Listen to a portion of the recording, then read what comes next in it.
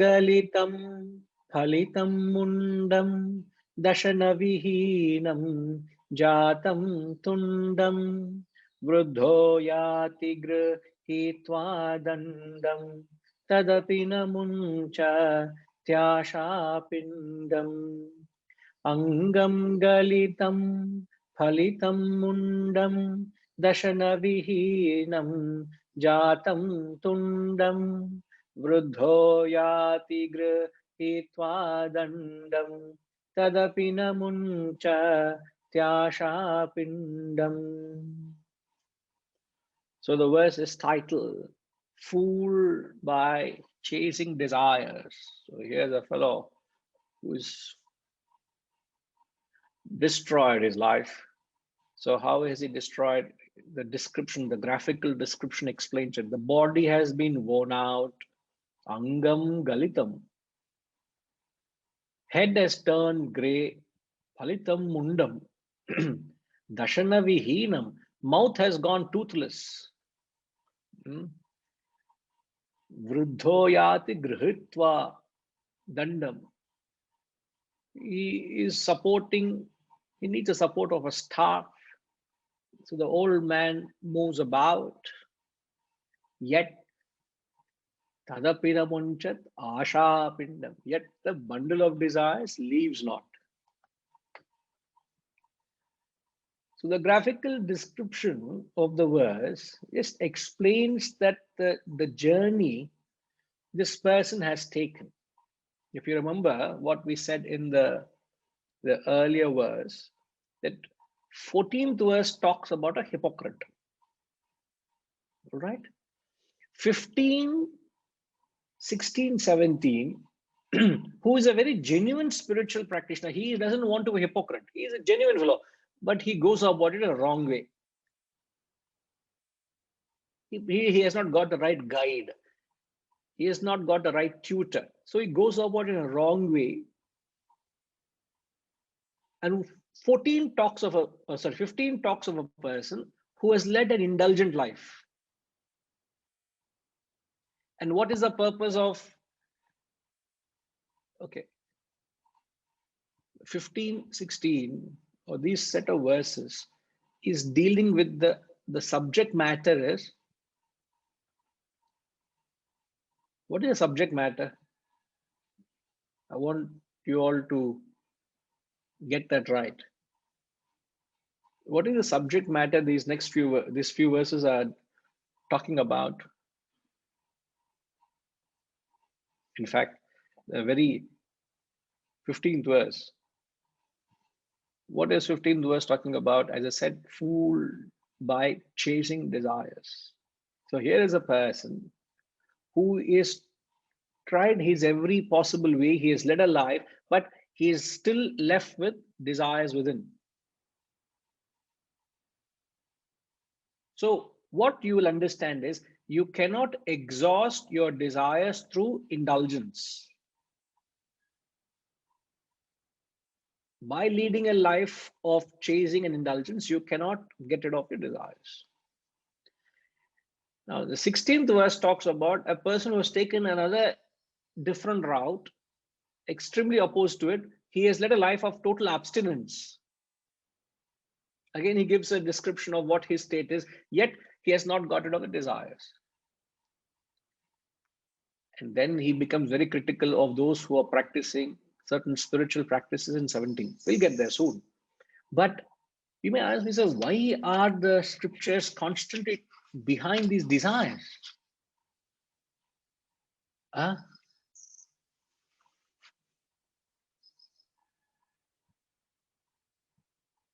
Why is it that they're talking of the desires? Okay, why is this practitioner adopted a particular means? What is his objective? The objective is he wants to get rid of his desires. But in fact, you know, a very popular institution in the world and a great thinker, he propounded this school of thought. He encouraged, or he became very popular. It's not difficult to guess. Vaitama, you know The person who I'm talking about? Is it Rajneesh? Yes, it is Rajneesh. And what is it about him we're talking about? How he, essentially he indulged in various desires, or I would say practices, and encouraged people to do that, like drugs and things like that. Anything, you're all right. Anything you want it, you go and get it off it. By experience, you will get it off it. So he propounded that thought that by fulfilling your desire, you will get it off it. But it is not possible to exhaust your desires through experience in the way he brought it out. So by indulgence, you can't get rid of desires. No, but why are we talking of desires? Why are these people mentioning desires constantly? Any idea? I guess if you're, chasing desires, then you can't reach your goal, which is, realizing oneself. Chasing the goal, chasing desires will not take you to the goal of realization. Then why it will not take you? What is realization? Realizing that we are Atman. Yes. So in order to realize the Atman, the state of realization is said to be a state of no desires. So the desire is actually a personification as an evil between man and God. So a person would come to terms that falling a prey to desire is actually going to take him away from the path of getting to the self. So it is personified as an evil or a barrier between man and God. So from an absolute perspective, desire is an impediment. Right? You're very right there. Okay. Let me get somebody else, perhaps. Anand, are you there, Anand?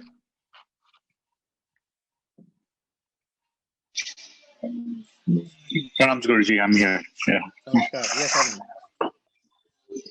Anand, can you describe?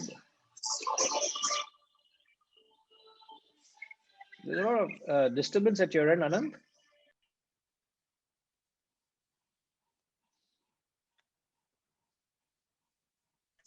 Please go ahead.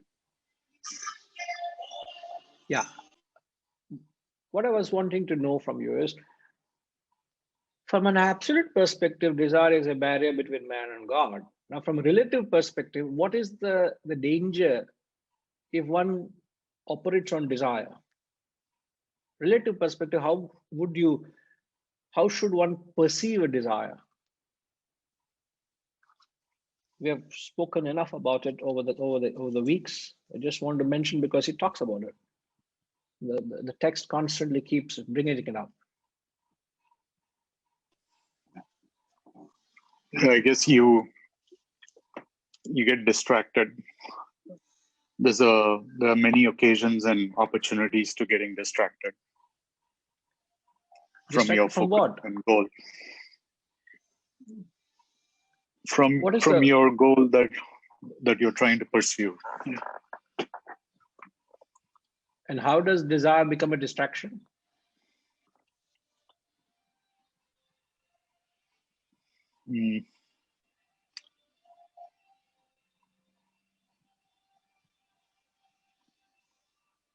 Not sure. No, because I was only trying to understand because you have said so.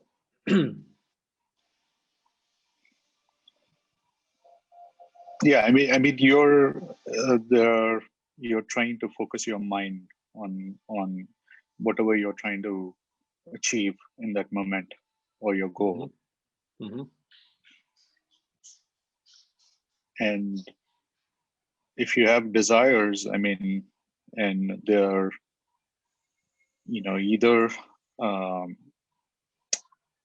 they're coming visual or your thoughts, there's opportunity to straying away from the path and becoming distracted.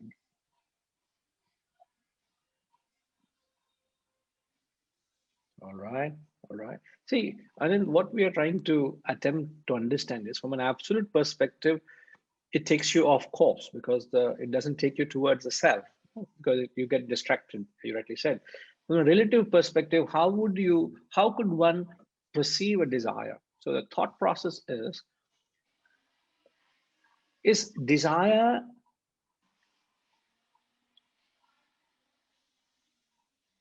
what it does is it draws us outward. It makes us one extroverted. The moment you are riddled with desires, you are drawn out into the world. On the contrary, where you don't have the desires, you go inward. Isn't it? Are you Yeah. you are in comfort with the thought that when the Yes. desires are there, Yeah. it draws you outward. You're more extroverted. On the contrary, the opposite of it is you're introverted. In fact, as a comment from Padminima, she rightly said, when you're running behind desires, you're constantly chasing happiness externally.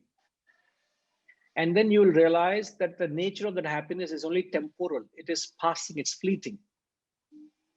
But the moment you turn inward, you are able to find that peace and happiness within oneself. So there's a certain amount of satisfaction that comes because of a journey you've taken inward. So desire firstly draws you outward. All right? Understood. Yeah. Right? That's one of the points. Let me get somebody else if they can think what else desires do at a relative level. Vijayji? Since we can't satisfy all the desires, it eventually leads you to the ladder of fall. It constantly involves agitation of the mind, and inevitably some desires cannot be fulfilled. So we chase more, and then it leads you to more agitation and frustration, anger, and eventually the ladder of fall. In the bargain, we'll never be. In fact, we have less and less chance of looking inside. Yes. So very rightly said. So the moment you go outward, firstly, you are, it's almost like a trap, isn't it? You get caught up in the external pursuit. You lost your peace and happiness. You lose the charm of life. It's constantly chasing something external, and instantly you'll realize that you will start. The desire is the root of various emotions. It starts causing mental agitations, restlessness. Ultimately, it causes a delusion and leads you to your own destruction, the ladder of fall. Isn't it? Is that what you said, G? Guruji, there is a nice expression, and normally you come across in novels, like you can't get out of a merry-go-round. Because it's constantly rotating, and once you go and sit inside, you can't just walk out because you will be thrown off. I mean, just mentioned. No, it is good to be thrown off. So you're ejected from this vicious cycle of punarapi jalanam, punarapi maranam, So that cycle, to get out of it is only way getting out is being checked out, It's not possible. You're right. Yeah. We're just going round and round, In fact, we keep doing, sometimes we do the same mistakes. Many people continue to do the similar mistake, So it's a vicious cycle. You keep doing the same thing again and again. So there's nothing comforting in desires. Every aspect of it is very, very painful. A lot of struggle. It draws you outward. It causes a great pain. There's nothing pleasing about desires. So the verse is only trying to tell, if one leads an indulgent life, it's only going to add to the desires. You've burnt your body through indulgence, but the result of it is the desires have not gone. So synonymously, desires should be understood as Harishji. Synonymously, desire should be understood as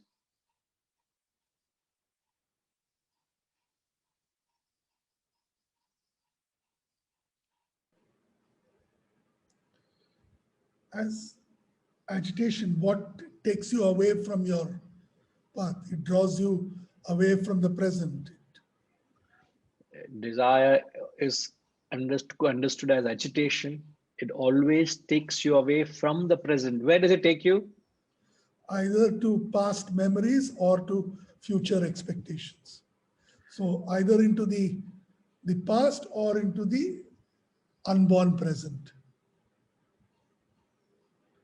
Unborn future, you mean? I'm sorry, unborn future. Sorry. But your desire doesn't take you to the past. The desire is always for something you do not have, isn't it? You would have past worries, but desire is always something you do not have, and that causes, when you have desire for something you don't have, what does that cause?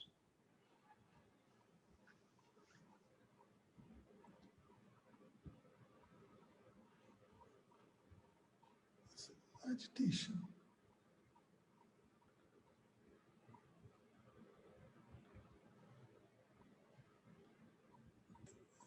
The void leads to a desire, and you think you will achieve, you will fill the void by what you are chasing in the outward world, but you keep getting disappointed, so it's a vicious circle.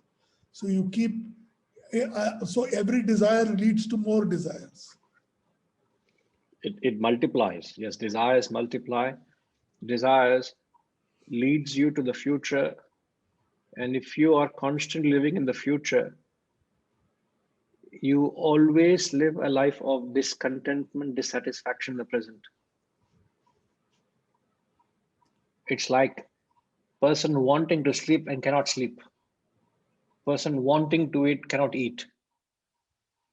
The other day, somebody was telling me, a common friend of ours, he was diagnosed with COVID, and he's in Canada.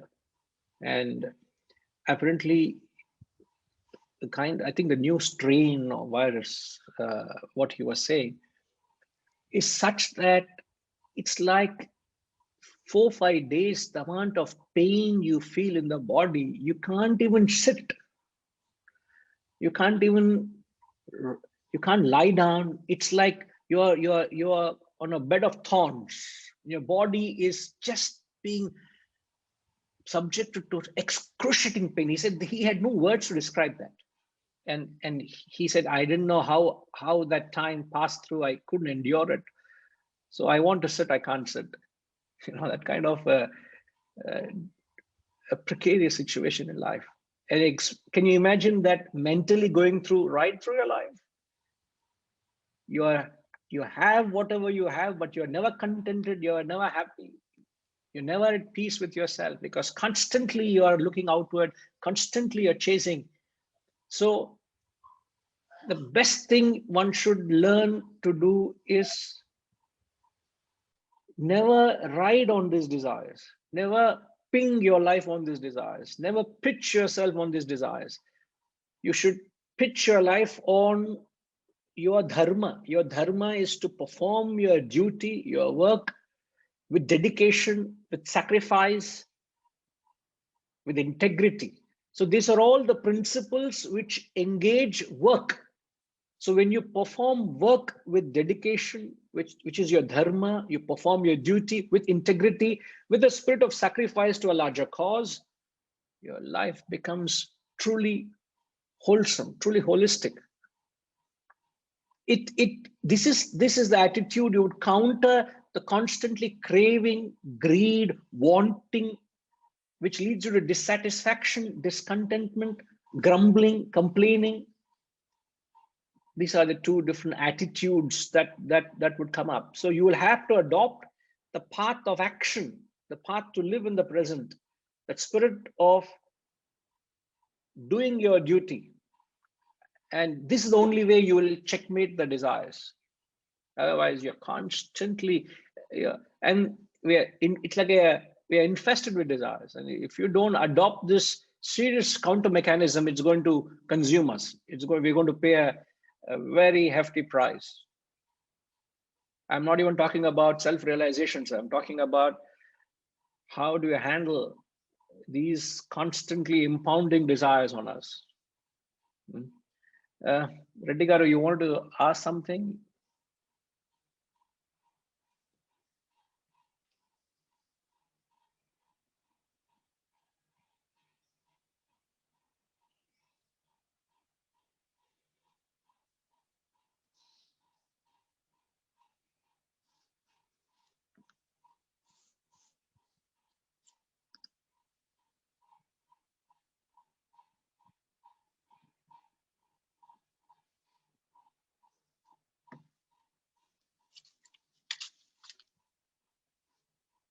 Yes, Srinivas Garu, are you there? Yeah, I'm sorry, Guruji. No So problem. I just able to hear me, Guruji.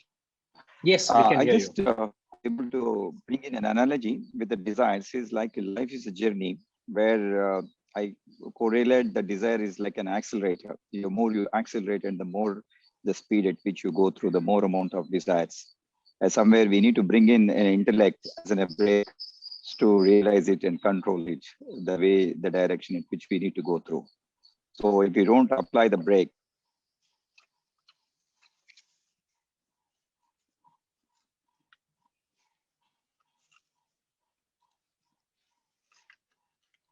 Looks like he's applied a brake.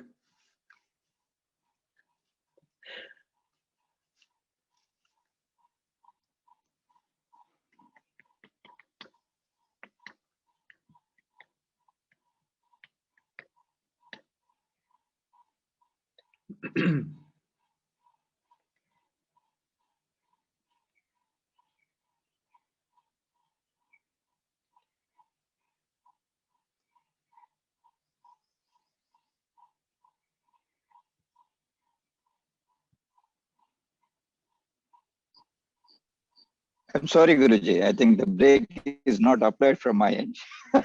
Someone remotely. No problem. So is it makes me instantly coming into my mind something like I'm driving endlessly by pressing the accelerator, and somewhere we need to realize that the controlling the desire is. I think someone has posted in the chat very rightly saying that you need to keep bringing the intellect always into control. And is this desires are directionless? How do we control? How do we make that it is within the control? Maybe the applying the frequency of the brake and getting realize it could be the way forward in the life. But both are required. You require accelerator, you require a brake, but both are interconnected. I think we sparingly using the accelerator makes it more sensible. That's what my perception. Thanks, Guruji. Only thing I will also bring in the steering also, not just the accelerator and the brake, bring in the steering. But so it is that but off-late cars are coming without any steering. Oh, are there steeringless cars? I'm surprised with that. Good. So you need to, we need to give the only way you can ensure you don't fall a prey to the desire is by. Okay, I've asked this. I hope people have taken a note of it. What is the opposite of desire? How do you ensure that you don't fall a prey, and how do you checkmate a desire, which is the opposite of that?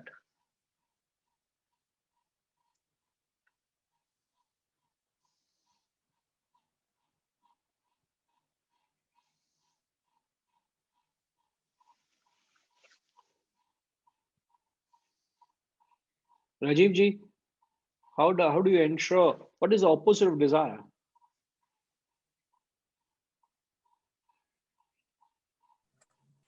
Opposite of desire would be to detach yourself from the thing which you think would lead you to some kind of satisfaction of things. You need to look for your satisfaction in your own self rather than looking at it outside. Okay. So it's a kind of detachment, what I would think. Detachment. Okay. Now, Anant.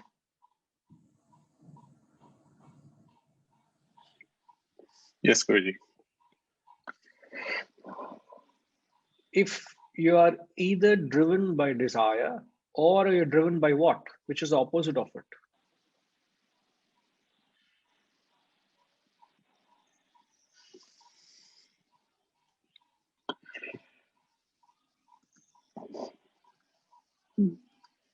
Yeah, I mean, you introspect inwards. I mean, to you, what you had mentioned earlier, instead of pursuing external happiness, you interrogate towards your inner growth. I don't know what the word is, but your inner self. All right. Okay. In fact, quite a few inputs have come, but I think only one input seems to be, all of you have given it around it, you know.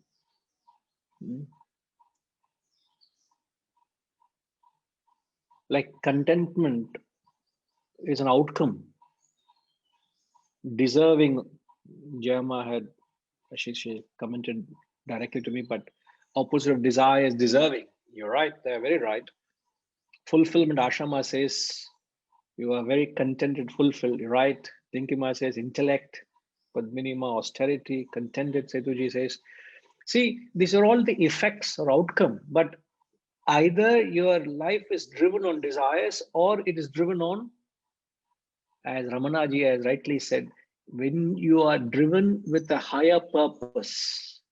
So the opposite of desire is to have a goal in life. A goal also is a force that draws you to it, but it has an elevated purpose. When your purpose is elevated towards a larger cause, that because desire always has a selfish connotation and a goal has an unselfish connotation.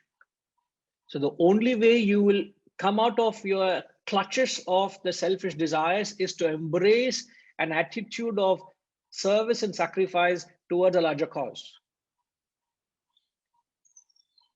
The same activities, not that you must do different activities. You must change, transform the nature of your action from selfish to unselfish. So instead of just working to satisfy the insatiable personal desires, you work to satisfy a larger cause, a larger purpose, a larger interest. So this shift is that which is required to be able to combat and address the constant onslaught of your desires.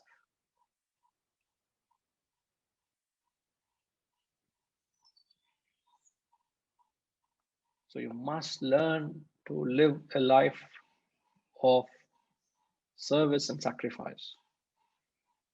That becomes karma yoga. So action becomes karma yoga.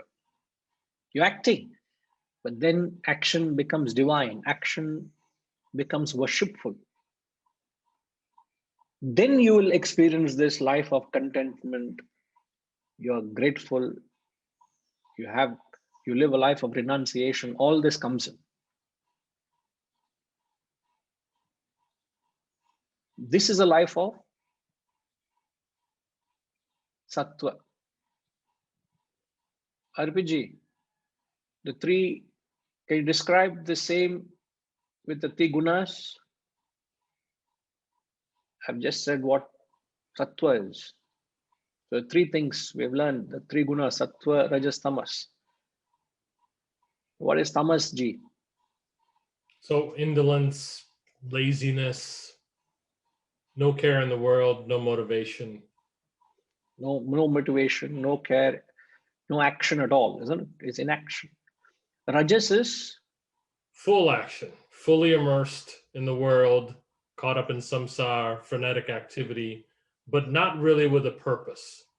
Just going through the activities in life out of greed or out of selfishness. correct. So Rajas is desire-ridden, greed, frenzied activity with no purpose, no direction, constantly chasing something which fascinates you. You run outward. That is Rajas. And Sattva is The next level. So that's going after that purpose. In a relative sense, the absolute sense, it's the self, right? But we don't understand that. So it's that, you spoke to it earlier, right? It's the goal. It's the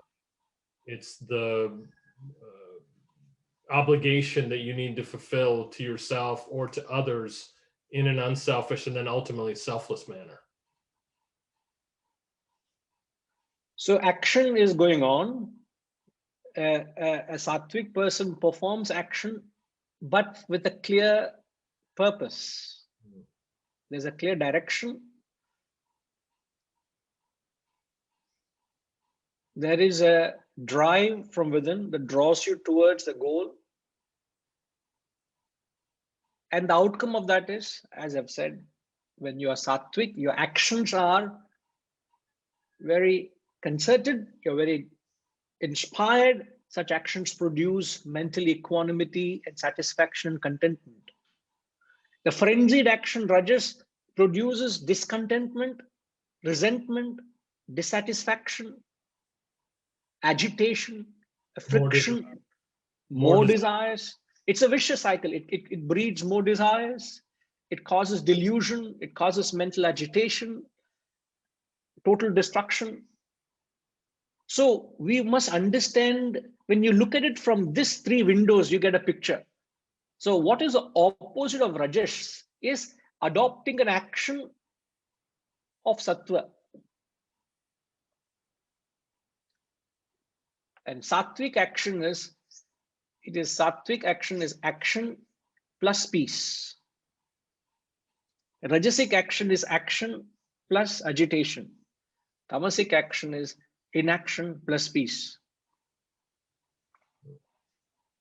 Isn't it? A person who is inactive will find himself pretty comfortable. He's peaceful. He's at rest because he's not active. The moment he gets into action, it's agitation. But Sattva is intense action, but with immense peace and happiness. It's an ideal balance where you find peace and happiness in the garb of action. That's Sattva. And the only way you will counter the desires is by adopting a life of Sattva. Isn't it? I'm not going there, Harishji. I'm going to the next verse.